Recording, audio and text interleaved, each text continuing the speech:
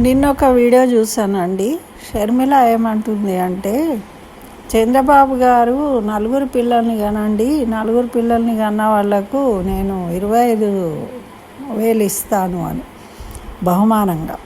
అయితే 25,000 కోసం పిల్లల్ని కనకండి అని చెప్తుంది. ఒక రకంగా నేను కూడా దాన్ని సమర్థిస్తాను.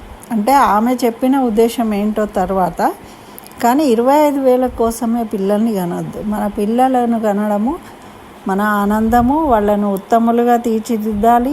మరి మన ధర్మాన్ని రక్షించే విధంగా, మన సంస్కృతి సంప్రదాయాలను పాటించే విధంగా పెంచగలగాలి. వాళ్ళని యోగ్యులను, మంచి పౌరులుగా తీర్చిదిద్దగలిగే స్తోమత ఉండి వాళ్ళను పెంచాలి. అది కూడా ఇంపార్టెంట్.